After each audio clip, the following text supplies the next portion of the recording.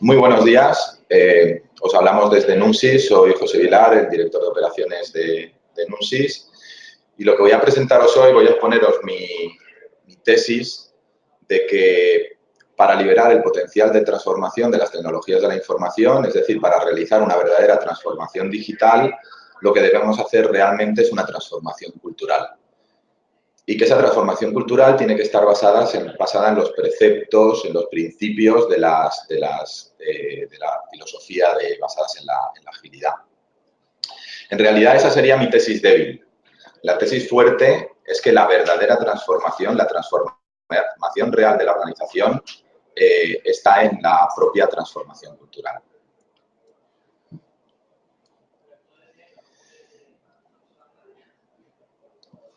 En este webinar os hablaré un poco sobre mí para poner en contexto lo que os voy a contar. Hablaremos un poco sobre transformación digital y las tecnologías que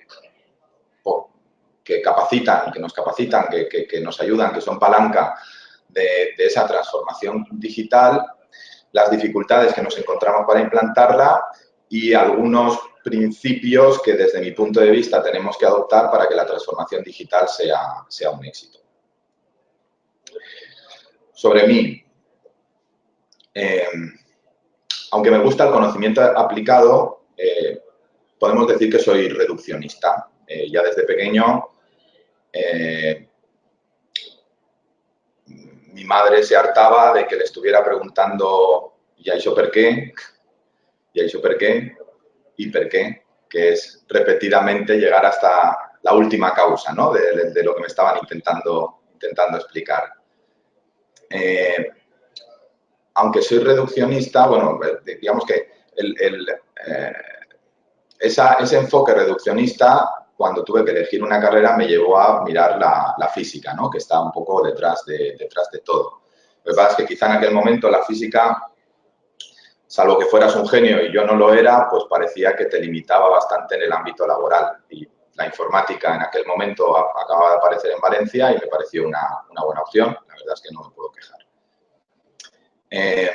Una vez finalizada la carrera, empecé a trabajar en Siemens, donde básicamente potencié aspectos técnicos, desarrollé mucho mis habilidades técnicas.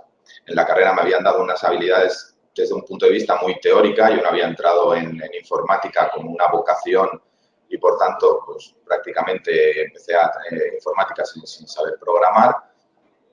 Y en Siemens realmente desarrollé toda esa capacidad técnica. Tras 4 años, las circunstancias y la inconsciencia me llevaron a fundar mi propia empresa, Infonova, en la que estuve 15 años dirigiéndola y en la que aprendí muchísimo sobre, fundamentalmente, el mundo de los negocios e incluso sobre mí mismo. Hace 15 años la etapa de Infonova se daba por terminada y nos integramos en Nunsis hace 4 años y medio aproximadamente, donde fundamentalmente me he encontrado en una situación en la que mis intereses han migrado de aspectos técnicos o incluso de negocio desde una perspectiva amplia a la gestión de la complejidad en una organización ya grande que crece muy rápidamente y muy dinámica. Aunque tengo algunas certificaciones y algunos conocimientos más o menos sin certificar, pero lo que realmente me ha dado me hace ser quien soy, lo que me ha dado el conocimiento tanto técnico como aplicado, o tanto teórico como aplicado, básicamente ha sido la universidad y mi trayectoria profesional. Yo puedo decir que, como decía desde pequeño, pues que la curiosidad ha sido algo que ha marcado un poco toda mi trayectoria y, como os decía, al entrar en Nunsis realmente me enfoqué especialmente hacia los ámbitos relacionados con la complejidad en las organizaciones. En ese camino de entender la complejidad en las organizaciones, afortunadamente no estaba solo. Tenía muchos y muy buenos referentes, ¿no? Los que tenéis abajo son quizá los más importantes. De izquierda a derecha, pues podéis encontrar a Karl Popper, a Eliyahu Goldratt, a Kurt Gödel. En el año 1900, un matemático, David Hilbert, expuso en un congreso muy famoso, en matemática no hay ignorabimus. Debemos conocer y conoceremos, debemos saber y sabremos, ¿no? La tendencia, la sensación que existía en aquella época es que prácticamente todo el conocimiento científico se había descubierto y que quedaban muy pocas cosas por descubrir. Bueno, los trabajos de Einstein de la relatividad, algunos otros descubrimientos en mecánica cuántica, posteriormente, mucho más atrás, la teoría de cuerdas, pero bueno, nos dimos cuenta de que realmente no sabíamos tanto como sabíamos. Es más, este señor Kurzweil lo que vino a decir es que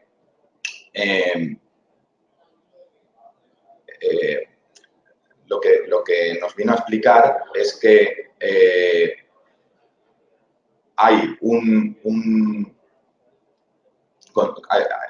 con su teorema de la incompletitud, lo que nos vino a explicar es que realmente existe unos límites donde la ciencia realmente no puede llegar, ¿no? Que cualquier sistema, él decía que cualquier sistema axiomático relativamente complejo, de nuevo la palabra complejidad, va a tener proposiciones o teoremas indecidibles, que va a haber cosas que nunca podremos saber si son realmente, siendo ciertas, no sabremos si son ciertas o no. Bueno, no me voy a extender mucho con todos los demás. El siguiente es Karl Popper, que, bueno, con el criterio de demarcación lo que hizo es definir qué es y qué no es ciencia, y fuera de la ciencia, por ejemplo, dejó las ciencias sociales, con lo cual todo lo que creemos saber sobre agilidad y muchos de los principios en los que realmente yo, por ejemplo, creo, no podemos decir que realmente sean ciencia, ¿no? El siguiente es Edward Deming, realmente el padre de System Thinking, padre de los sistemas de producción modernos y un gran influyente en las ideas de todos los que vienen por detrás.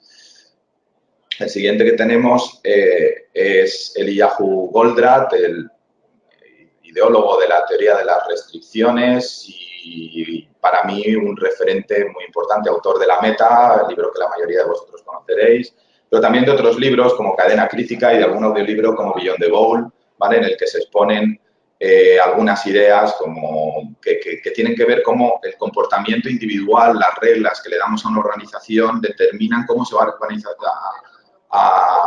cómo se va a comportar esa organización como sistema, como conjunto, ¿vale?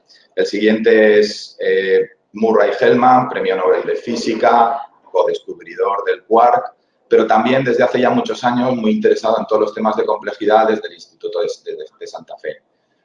El siguiente es Nassim Taleb, autor del Cisne Negro, El impacto de lo altamente improbable. Después tenemos a Daniel Kahneman, que es Premio Nobel de Economía, es un psicólogo, Premio Nobel de Economía, que se ha metido muy de lleno en la teoría de las decisiones, cómo tomamos decisiones y cómo los sesgos cognitivos nos engañan, ¿no? Luego tenemos a Jürgen Apelo, que realmente es quizá el que más ha tratado de escalar los preceptos de la agilidad al mundo del management, pero del que, bueno, yo últimamente me he desvinculado un poco, y algunas referencias de Yves Moureau, que es la persona que sale en esta foto, ¿vale? Me están influyendo más, ¿no? Desde la perspectiva también de intentar, nos movemos en un entorno de complejidad, pero eso no quiere decir que lo tengamos que complicar, que tenemos que buscar la simplicidad inherente, y hablaré mucho en la presentación a lo largo de eso, o sea, la complejidad subyacente en la simplicidad subyacente en la complejidad aparente, ¿no? La complejidad en la que aparentemente vivimos. Y finalmente, desde una perspectiva casi filosófica, el escepticismo, el espíritu crítico, ¿no? Bueno, de algunas cosas que he leído de Michel de Montaigne, que realmente yo creo que ha influido en todos los que tenéis debajo, ¿vale? ¿Qué es la transformación digital para mí?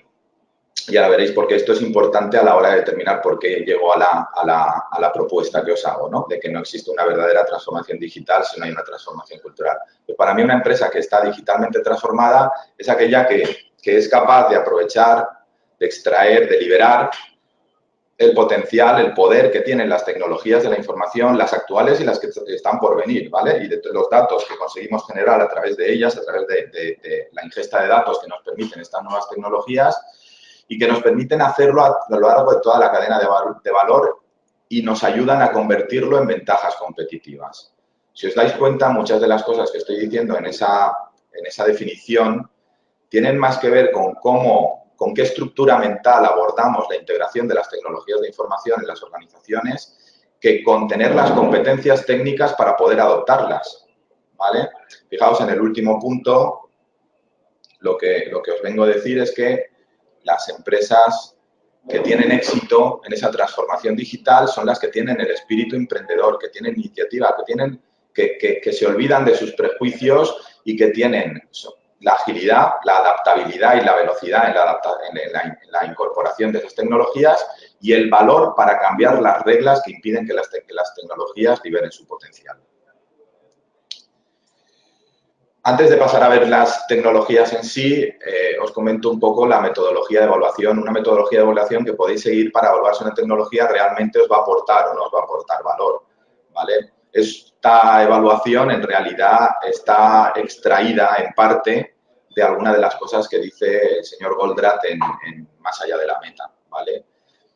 La primera consistiría evidentemente en que tenemos que tener una comprensión básica de en qué consiste esa tecnología.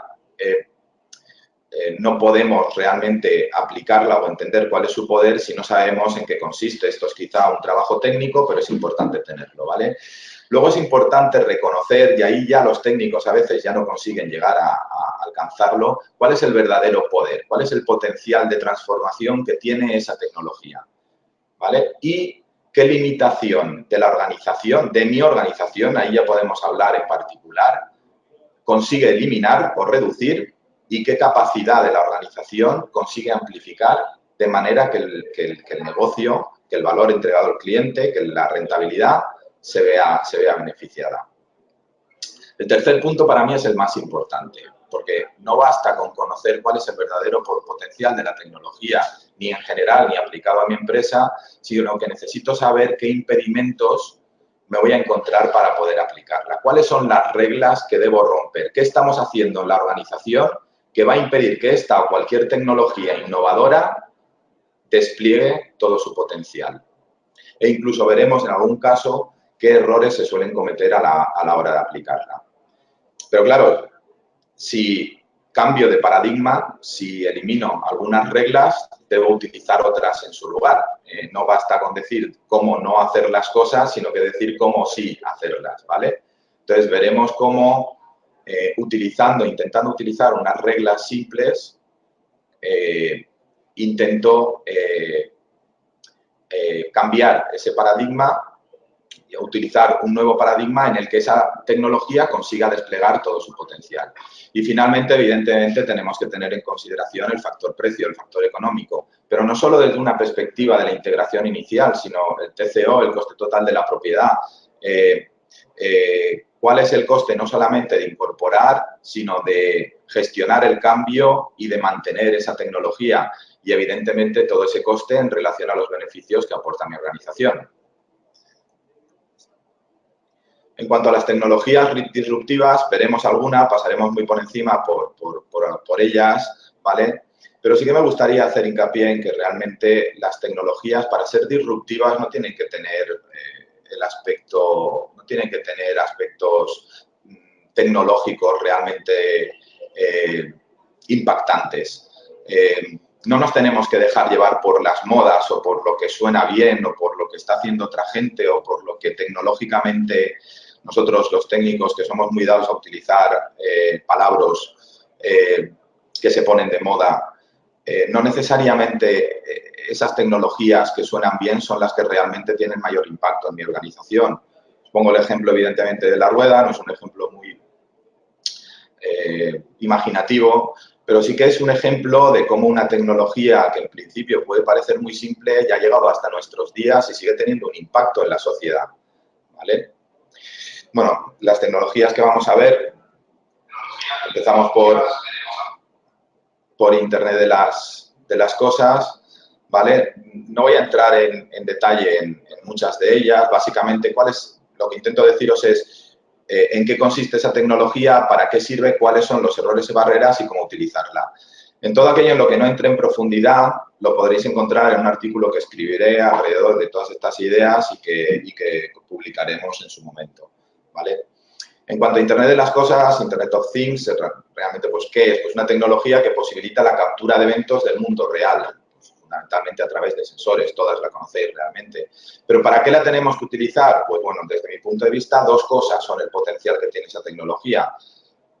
Romper la barrera entre el mundo real y el mundo virtual, una barrera que hasta hace unos años realmente existía, y sobre todo, al final, para tomar mejores decisiones. Esto va a ser algo que vamos a ver prácticamente en todas las tecnologías. De nada nos sirve integrar una tecnología si al final no nos permite tomar mejores decisiones dentro de la organización o tomarlas más ágilmente, ¿vale? Nos podemos encontrar con algunas barreras a la hora de aplicarla y fundamentalmente también un elemento un poco recurrente a la hora de cómo sí utilizar ciertas tecnologías, pues que os vais a encontrar en toda la presentación, pues básicamente es mediante experimentación y aprendizaje, ¿vale? Vais a ver que aquí yo no soy partidario en absoluto de los grandes proyectos, pero sí de lanzar pequeñas iniciativas en las que testemos si esa tecnología realmente nos va a aportar valor o no, ¿vale? Otra tecnología que considero que es realmente innovadora, en realidad no es una tecnología, sino que es un mix de tecnologías, es lo que he intentado englobar dentro de las palabras estas, o los palabras de hiperconvergencia, o cloud, o containerización, o dockers, ¿no? Para mí todas están muy relacionadas y al final lo que te permite este mix de tecnologías es una gestión integrada de todos los recursos de computación distribuidos. Y el poder que fundamentalmente me ofrecen es el acceso y aprovechamiento máximo de recursos de computación en el momento en que los necesito. Realmente la parte de escalabilidad de todo esto es realmente importante, porque lo que nos va a permitir este mix de tecnologías es tener a nuestra disposición recursos de computación prácticamente infinitos. En cuanto a cómo utilizarla, pues fundamentalmente como os decía, pues básicamente desde una perspectiva en la que esté monitorizando constantemente el sistema, idealmente con una aproximación de monitorización automático, con unas reglas de escalado automatizada e incluso trabajándola a un nivel de abstracción alto, es decir, trabajándola a un nivel de servicio de la organización, servicio que la organización presta a un cliente interno o externo.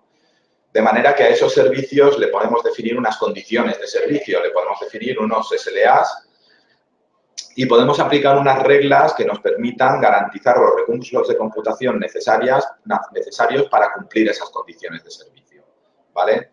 Y finalmente estas tecnologías realmente están muy vinculadas a otras. Ya veréis también que eso lo pongo también en otras de las presentaciones, pero esta tecnología realmente cuando despliega todo su potencial es cuando la combinamos con técnicas de Machine Learning o de Big Data.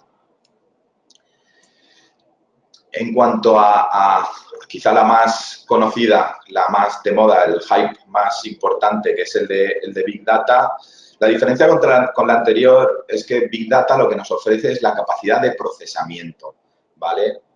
Con la tecnología de cloud, hiperconvergencia, etcétera, lo que tenemos son recursos de computación en general, pero lo que nos da Big Data realmente es la capacidad de procesar grandes volúmenes de información. No voy a hablar de las 3 Vs o de las 4 Vs o de las 7 Vs, pero bueno, lo que nos da es la capacidad de procesar grandes volúmenes de información, estén o no estructurados, y fundamentalmente haciéndolo desde una perspectiva de paralelización, en la que yo lanzo trabajos que se ejecutan en paralelo, que se ejecutan en máquinas, en cores, en procesadores, en nodos, que pueden estar distribuidos a lo largo del mundo, que pueden estar en local o en la nube, que puedo utilizar a mi voluntad, ¿vale?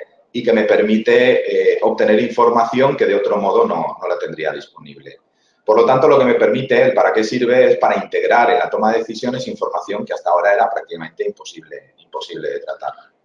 Los errores que hay que evitar, pues confundir gran volumen de información con la necesidad de utilizar Big Data. No es necesario, en muchos casos, utilizar tecnologías Big Data y la gente muchas veces habla de que está utilizando Big Data cuando en realidad no está utilizando tecnologías Big Data. Y no lo está haciendo mal, posiblemente, porque para las necesidades que tiene, realmente las tecnologías tradicionales le dan suficiente, le dan respuesta, ¿vale? Otra tecnología, otra palanca de la transformación digital, evidentemente, es la inteligencia artificial, Machine Learning, sistemas expertos, que se decía antes, etcétera. No voy a entrar en profundidad en ella, yo creo que muchas de ellas la conocéis, simplemente decir pues eso, que nos permite lo mismo, tomar decisiones asistir al humano en la toma de decisiones, tomándola más rápida. En sistemas no críticos o en sistemas en los que las reglas están bastante establecidas, podemos dejar que la propia inteligencia tome la decisión y en muchos casos lo va a hacer mejor que nosotros. Pero básicamente lo que hace es eso, es reemplazar la necesidad de que haya una persona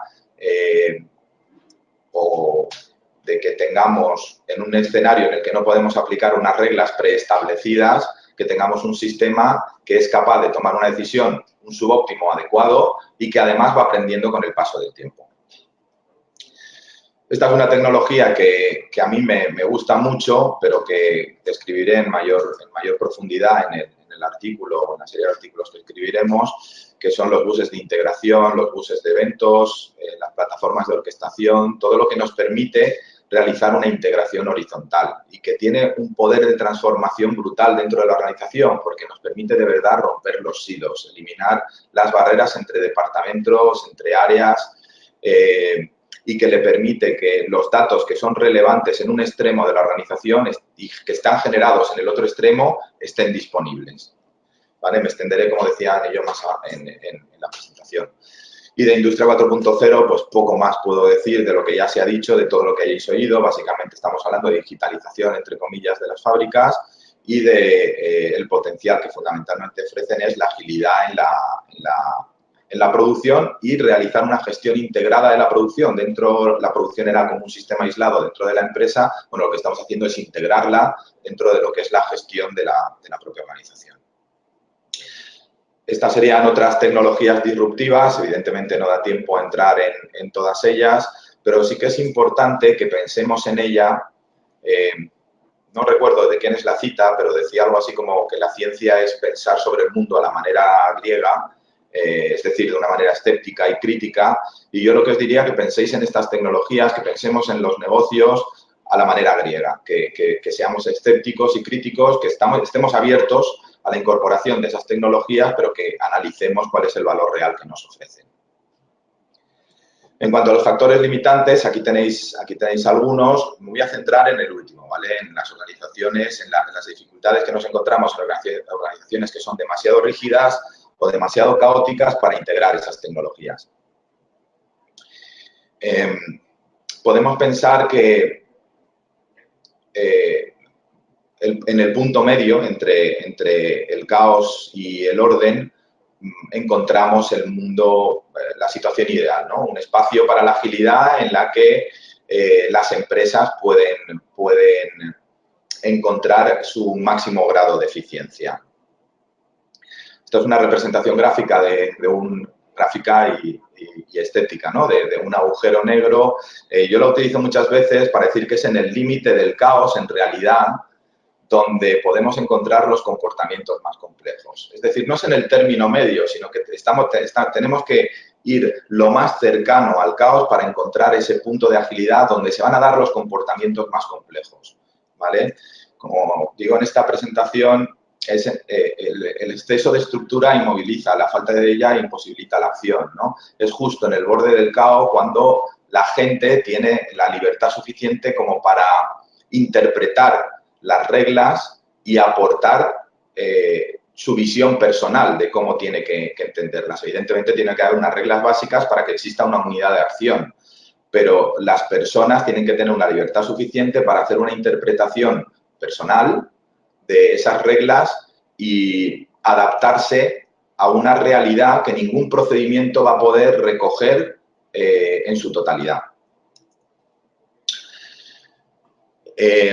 Las ideas para encontrar ese escenario ideal, para mí, como os decía, vienen del mundo de la agilidad, que en realidad bebe mucho de sistemas D-Lean, del Toyota Production System o de la teoría de las restricciones o inicialmente del señor Deming, ¿no?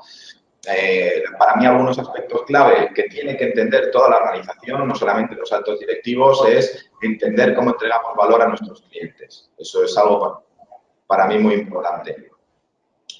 En segundo lugar, perdón, se está acoplando.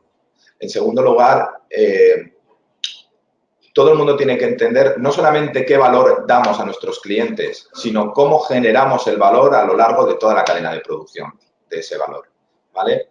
Luego, no culpar a los que arriesgan, no tener miedo a los riesgos, sino culparles a los que arriesgan, dejar a la gente que tenga iniciativas, que improvise, que aporte, ¿no? Evidentemente dentro de un marco de control de la organización y sin poner en riesgo el servicio, ¿no?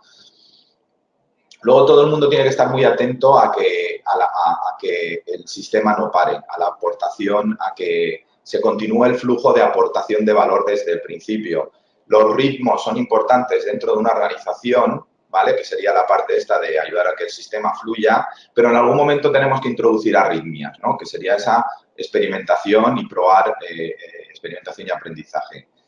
El cuarto punto sería evitar un sistema demasiado jerárquico, que se llama habitualmente de command and control, y dejar libertad a la gente, como os decía, para que tome sus propias decisiones. Y la última, y quizá de las más importantes, es que todo el mundo tiene que tener en perspectiva mejorar el conjunto. Todo el mundo tiene que tener una cierta visión sistémica. No podemos optimizar reglas locales en perjuicio de una regla de optimización global, ¿vale? Para ello es muy importante romper los hilos, que la gente tenga visibilidad sobre el total de la organización. Hay un montón de, como veíais en la transparencia anterior, yo he reseñado algunos, pero los preceptos de la agilidad, aquí hay algunos más en esta nube de palabras, pero hay muchísimos más. Realmente lo importante es integrar dentro de la organización esa cultura de agilidad, ¿vale? Y son un montón de conceptos. Entonces, ¿por dónde puedo empezar la transformación digital de mi organización? Pues, como os decía, desde mi punto de vista, por una transformación cultural. Y una transformación cultural que tiene que estar basada en los preceptos de la agilidad, desde mi punto de vista. Y bueno, aquí os pongo el ciclo este, que yo creo que es bastante inspirador, que es el ciclo de DevOps, pero que es bastante interesante en el sentido de experimentación continua, aprendizaje continuo, mejora continua, ¿no? Al final, ¿cómo lo hacemos o qué modelos propongo yo para empezar a trabajar? Pues lo primero es generar una visión compartida. Esa visión compartida sobre cuáles son los objetivos de la organización, cuál es la misión de la organización e incluso cuáles son unos criterios de gestión que tenemos que compartir.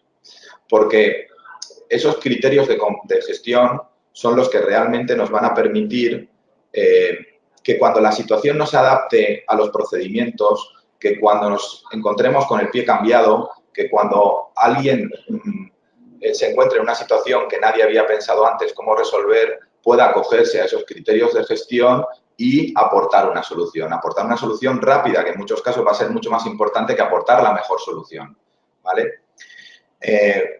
En segundo lugar, otro de los aspectos que considero muy importante es generar la competencia dentro de las organizaciones para adquirir e integrar tecnología. Eso ha sido una preocupación mía desde hace mucho tiempo, porque veo que las empresas realmente no saben construir, no saben escribir un RFP, no saben hacer una solicitud de ofertas a proveedores.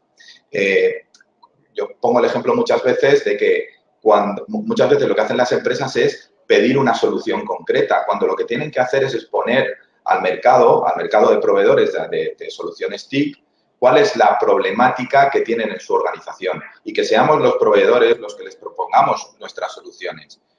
Y que luego dentro de la organización exista la competencia para analizar esas distintas soluciones y escoger cuál es la mejor, ¿vale? Yo pongo el ejemplo de cuando vas al médico. Al médico, salvo que sea algo muy básico, no le dices dame tal medicamento, sino que le dices cuáles son tus síntomas y el médico te prescribe un tratamiento, ¿vale? Pues algo parecido deberíamos hacer aquí. En cuanto a el tercer punto, que tiene mucho que ver con el primero, es tenemos unos criterios de gestión compartido. Por favor, dar autonomía y responsabilidad a la gente en busca de la adaptabilidad y una inteligencia distribuida, ¿vale? El cuarto punto para mí es muy importante, muy importante, dado que dejamos que la gente experimente, tenemos que tener herramientas de medición. Tenemos que tener momentos en los que en un momento temprano seamos capaces de medir si lo que hemos probado realmente funciona o no, tenemos que buscar otra dirección. Y finalmente, y es el único factor que tiene que ver con criterios técnicos, buscar esa ingesta, integración de datos y procesos, ¿vale? Es decir, capturar información y generar procesos dentro de la organización que nos permitan hacerlo de una manera ágil, ¿vale? En esa ingesta de datos, no lo he comentado antes, pero realmente me parece muy importante que cuando nos planteemos un proyecto de Big Data, que lo hagamos desde una perspectiva en la que tengamos un objetivo en mente, con lo cual intentemos aprovisionarnos de los datos que nos van a permitir encontrar ese objetivo, y también que luego nos dejemos llevar por lo que nos vayamos encontrando. Conforme vayamos ingestando datos, a lo mejor el objetivo puede cambiar, podemos encontrar un objetivo más ambicioso o más alcanzable, o podemos encontrarnos con una situación que no esperábamos y que es una oportunidad. Esa es serendipia pura, es ponerse en situación de que te pasen cosas y cuando te pasan, aprovecharlas. Os hablaba de principios generales de gestión y estos son los nuestros.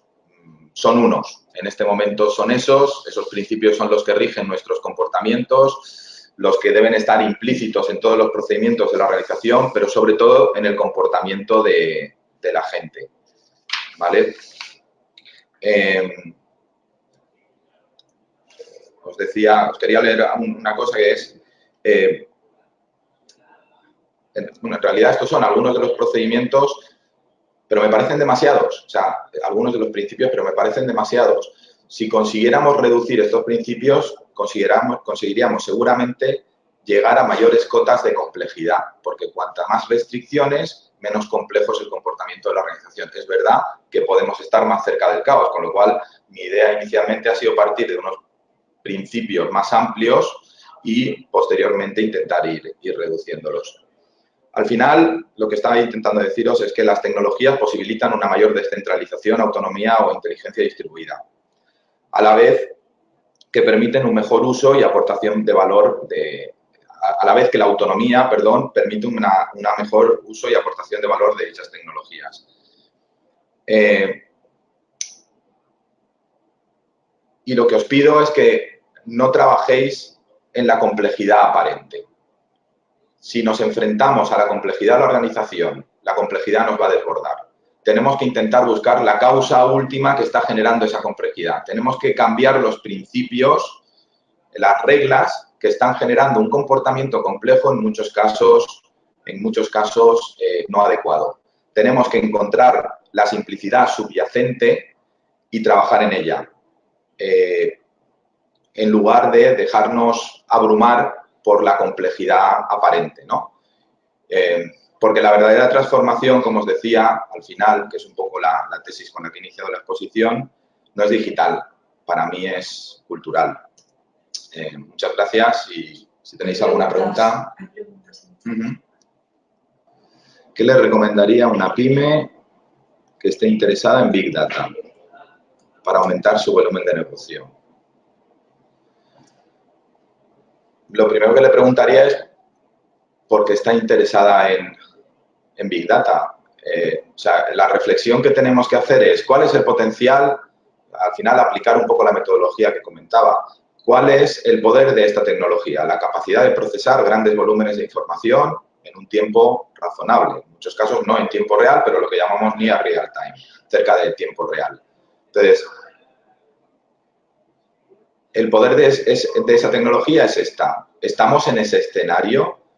O sea, lo primero que tenemos que hacer es hacer acopio de esos grandes volúmenes de información, porque si no las tecnologías Big Data realmente no tienen sentido. Las tecnologías tradicionales, las bases de datos transaccionales, en muchos casos dan una respuesta rápida a necesidades realmente en tiempo real.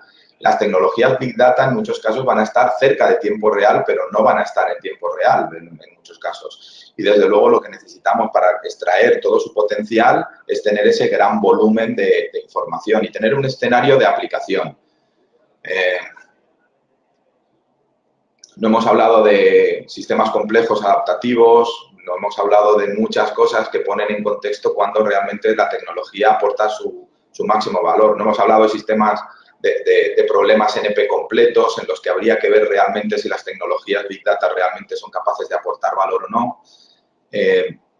Yo lo primero que le recomendaría es que reflexionara sobre su negocio. O sea, ¿dónde hay una posibilidad de eliminar una restricción en el negocio o de incrementar una habilidad del negocio, de potenciarla. Las tecnologías Big Data tienen esa capacidad, pero tenemos que encontrar la debilidad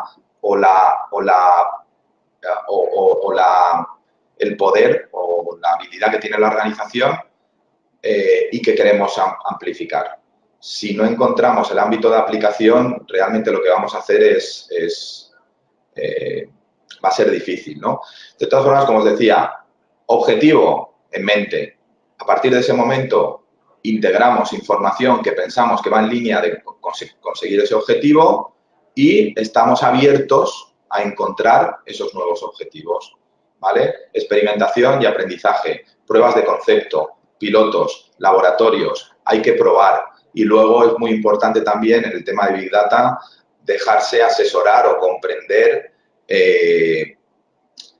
todo el ecosistema del entorno Big Data. No me ha dado tiempo a presentarlo, pero hay unas transparencias muy simpáticas en las que, bueno, hay varios enlaces por ahí por internet en el que te preguntan si algo es un Pokémon o es un Big Data, ¿vale? Porque los nombres de las tecnologías Big Data son así de simpáticos, pero también porque hay tantas tecnologías como Pokémon.